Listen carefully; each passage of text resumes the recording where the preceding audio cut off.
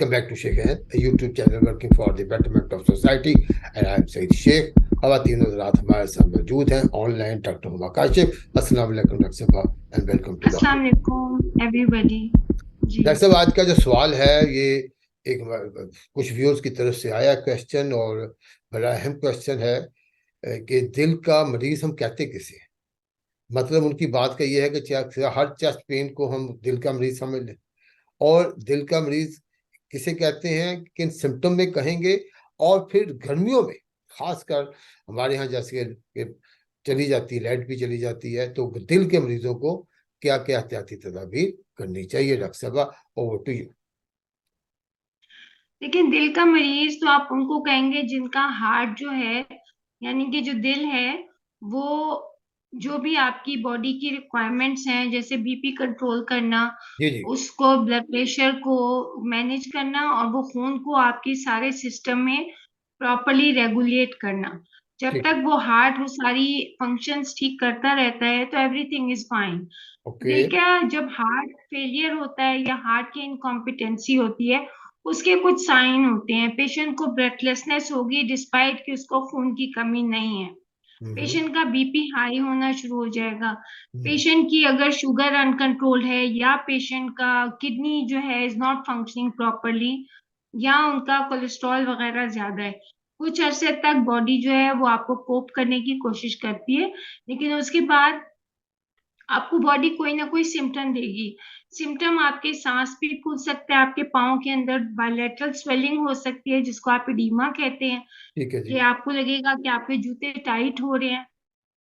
आपको लेफ्ट जो बहुत ज्यादा प्रॉब्लम हो जाती है तो फिर ये कि आपको चेस्ट पेन होने लगती है, उल्टे हाथ पे दर्द होना, उल्टे चेस्ट की साइड पे दर्द होना। ये हम्म। सारे सिम्टम्स आएंगे तो means then you should always पहले तो अपनी लैब जरूर करवा के देखें। अगर उसमें कोई प्रॉब्लम है तो कंसल्ट द डॉक्टर, कंसल्ट क्योंकि द दिल डॉक्टर। जो है ना वो बहुत इंपॉर्टेंट ऑर्गन है जो कि आपकी पूरी बाकी सब सिस्टम उससे रिलेटेड है।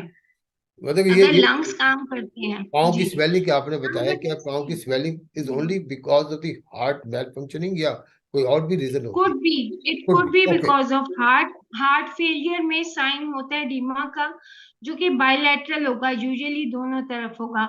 बाकी किडनी फेलियर में भी पाँव में स्वेलिंग आती है। जी जी। लिम्फेटिक्स एक चीज है जो हमारी लिम्स लेके जाते हैं, हम्म। वो भी स्वेलिंग कर सकती है। तो सही। इन जो बॉडी आपको, मैं हमेशा ये कहती हूँ कि अगर बॉडी आपको एक सिम्टम या साइन दे रही है जो कि पहले नहीं था, जी जी। उसको जरूर अटेंड करें, उसको ओवरलुक ना करें। ओवरलुक ना करें। अच्छा डॉक्टर साहब, इसमें कोई एज का भी होता है फैक्टर, कि ये खाली बूढ़ों में पर होगा? आजकल तो बिकॉज हमारे जो यंगस्टर्स हैं उनकी डाइट बहुत अनहेल्दी है, तो हम्म। वो भी जो है प्रॉब्लम्स कर रहे हैं, उनको हो रही है। लेकिन अमूमन मेल्स आर इफेक्टेड मोर, क्योंकि ओके। आदमियों की जो प्रोटेक्शन है वो नहीं है। फीमेल की जो हार्मोन्स हैं वो ब्लड थिनर है। एटलीस्ट 50 इयर्स तक उनको हार्ट प्रॉब्लम बहुत रेयर है कि होती हूँ। अच्छा। ठीक लेकिन है। जो एक यंग हार्ट होता है मेल में, उसमें जो हार्मोन्स है उसकी कोई प्रोटेक्शन मेल्स को नहीं है। तो हम्म। इसलिए you need to be very careful what you are eating, और अपनी लैब्स करवाते रहिए आफ्टर 30 या 28।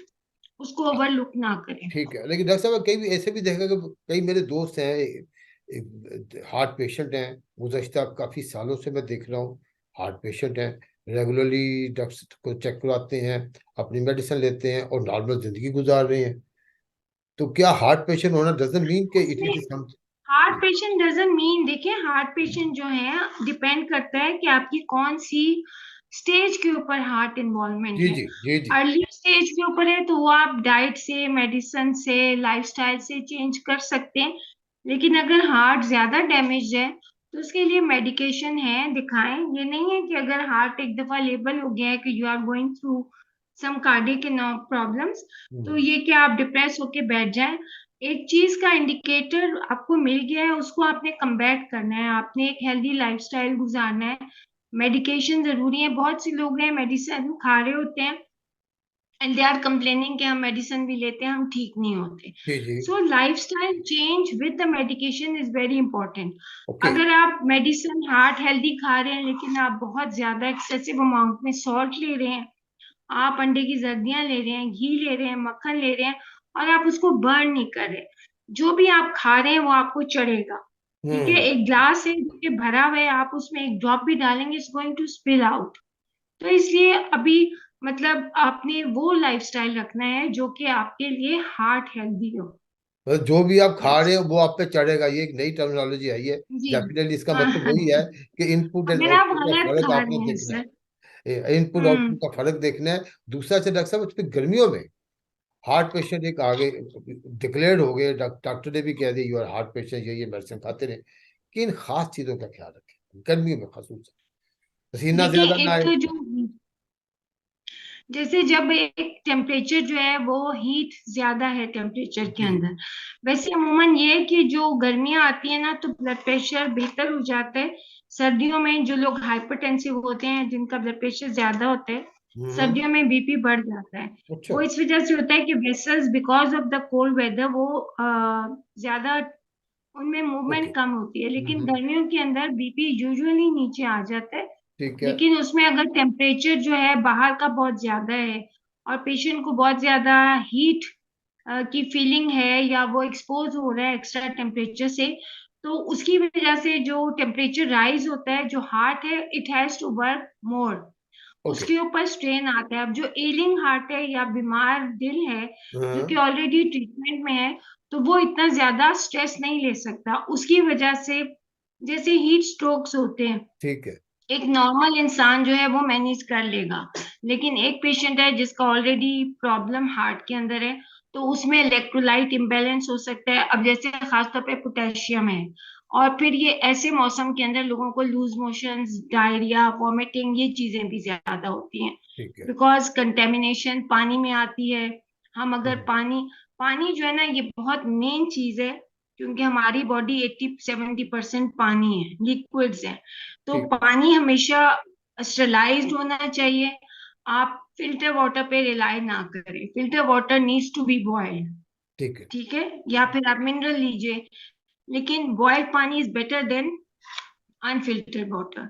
ठीक। जो फिल्टर वाटर है उसमें एक बहुत फाइन बैक्टीरिया होता है जिसको हम कहते हैं एच पाइलोराई, वो ठीक आ है। जाता है। अब एक पेशेंट है जो कि कार्डियक पेशेंट है, उसको अगर डायरिया हो जाएगा तो उसके इलेक्ट्रोलाइट्स इम्बैलेंस हो जाएंगे। ये सारे इलेक्ट्रोलाइट्स हमारे हार्ट में भी हैं, मसल्स के ओके। अंदर है। ओके। खास तौर पे अगर उल्टियां लग जाती हैं, हम्म। उल्टी में पोटेशियम निकलता है। पोटेशियम एक एलिमेंट है जो कि हमारे हार्ट के मसल्स में है। हम्म। उसकी वजह से हाइपोक्लीमिया हो सकता है, हार्ट एरिथमियाज हो सकते हैं, हार्ट अटैक हो सकता है। हम्म। और इसमें एक्सर्शन भी नहीं करनी होती है ठीक। आपने, स्पेशली इन समर्स में आप वैसे भी यू फील डाउन।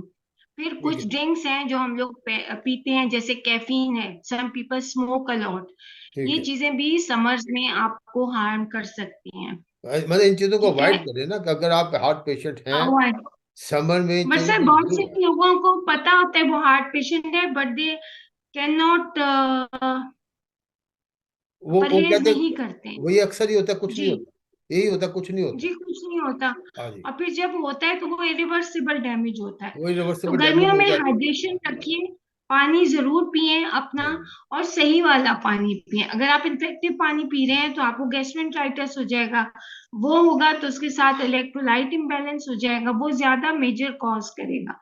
अब अभी जो मेडिकेशन आपने, अपनी अभी जरूर डॉक्टर साहब लीजिए। आपने पूरा साइकिल बताया ना कि पानी पिया, अगर आपने गलत पानी पिया तो उसकी वजह से डायरिया हो गया, वॉमिटिंग हो गई, वॉमिटिंग हो गई तो पूरा आपका बिल्कुल, इलेक्ट्रोलाइट, पूरा पोटेशियम लॉस हो कैल्शियम, ये जाएगा, पूरा इलेक्ट्रोलाइट साइकिल आपका इम्बैलेंस हो डिस्टर्ब हो गया। जाएगा। जब डिस्टर्ब हो गया तो देन जी अगेन जी। Problem to the heart. जी बिल्कुल। ठीक है ना।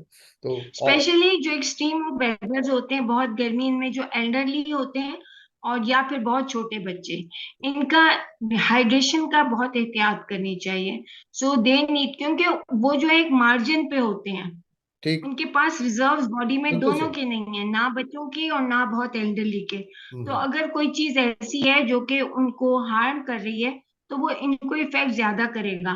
बॉडी के अंदर रिजर्व्स नहीं होते हैं तो नेचुरली इट कैन कॉज मजीद डैमेज और सीरियस डैमेज। क्या हो सकते हैं। अरे डॉक्टर साहब आप माशाल्लाह बड़ी अच्छी बातें की, बड़ा क्वेश्चन का बहुत डिटेल जवाब तो मैं नहीं कहूंगा, लेकिन फिर जितना हमारा टाइम लिमिट होता है उसमें बहुत बेसिक, सारे हाँ जी। टिप्स आप देते हैं। यट कोई भी इशू हो जिससे आप समझते हैं कि आपकी तबीयत खराब है, तो आप, आपके बुजुर्ग की तबीयत खराब है, घर में ना रखिए। फौरी तौर पर डॉक्टर साहब ने अपनी डॉक्टरी जुबान में कहा है कि क्लिनिकल करें, मीन्स उसे डॉक्टर के पास ले जाए और उस एग्जामिन करवाएं, डायग्नोज करवाएं। ये बहुत जरूरी चीज है। हमारी इन वीडियोस का मकसद यही है, सेल्फ मेडिकेशन ना करें, सेल्फ सेल्फ मेडिकेशन। मेडिकेशन बिल्कुल ना कीजिए। हाँ जी। बिकॉज अगर एक हाइपरटेंसिव है, जैसे जिसका ब्लड प्रेशर ज्यादा रहता है, हम्म, उनको डिहाइड्रेशन हो रही है, आपको लग रहा है, और आप उनको दबादब ORS दिए जा रहे हैं, एक्स्ट्रा सॉल्ट देने से भी आप डैमेज कर सकते हैं। डैमेज कर तो सकते हैं। या देखिए, तो उनकी लैब टेस्ट करवाएं, जैसे सीरम इलेक्ट्रोलाइट्स है, सीरम पोटेशियम है। बट ये सब करने से आप डॉक्टर को दिखाएंगे, वो और टेस्ट दिखेगा, तो पेशेंट को 2 दफा प्रिक होगा। तो इट्स ऑलवेज बेटर, एक चीज जो आपको कंट्रोल में नहीं आ रही जी है, जी, कंसल्ट द डॉक्टर। ठीक है। Consult doctor. बड़ी अच्छी बात है कि आप सेल्फ मेडिकेशन को अवॉइड करें, खुद डॉक्टर ना बने। ठीक है, और खुद डॉक्टर ना बने, आप डॉक्टर डेफिनेट नहीं है, आप पेशेंट हैं या पेशेंट के आगे वाकिन है। तो आप तो चाहते हैं कि आपका जो बुजुर्ग है या जो बच्चा है जो ठीक हो जाए, तो उसके लिए बेहतर है प्रॉपर डॉक्टर को और टाइमली कंसल्ट, टाइमली, बिल्कुल। टाइमली क्योंकि कंसल्ट जो करें। ओल्ड हार्ट होता है या ओल्ड बॉडी होती है, उसमें इतने रिजर्व नहीं है, सो यू नीड ये टू बात टेक डॉक्टर साहब केयर। ने दूसरी बार बोली इस सेशन में कि रिजर्व नहीं, मीन आपके अंदर रिजर्व एक्स्ट्रा पानी इतना नहीं है कि अगर एक मोमेंट आए, एक मोशन आ गए दूसरा, तो यकदम वो उसकी कंडीशन हो जाए। एक बंदे को जवान आदमी था, हेल्दी था, उसको 10 मोशन आ गए, तो डेफिनेटली वो रिजर्व के ऊपर डिपेंड जरूर करेगा ये चीज़। लेकिन डॉक्टर साहब ने यही कहा है कि अलर्ट हो जाना चाहिए इमीडिएटली और कंसल्ट डॉक्टर। ठीक है। और डॉक्टर साहब एक छोटा सा सवाल, बहुत बड़ा कंप्रिहेंसिव सवाल है बेसिकली, और आपने बड़ा अच्छा उसका जवाब दिए। बहुत सारे टिप्स हैं, ख़वातीन हज़रात, बहुत सारे टिप्स हैं, और इन टिप्स से आप डॉक्टर नहीं बन सकते। इन टिप्स से आप डॉक्टर के जाने को अवॉइड भी नहीं कर सकते। इससे यह है कि आपको पता होना चाहिए कि आपने किस रुख जाना है और कब आपको अलर्ट को थोड़ी कैच करना है। ठीक है ना जी। तो डॉक्टर साहब बहुत शुक्रिया हमारे शो में आने का, हमारे व्यूअर्स को अच्छे सवाल का अच्छे तरीके से जवाब देने का बहुत शुक्रिया। अस्सलाम वालेकुम, may Allah bless you. Thank you ji.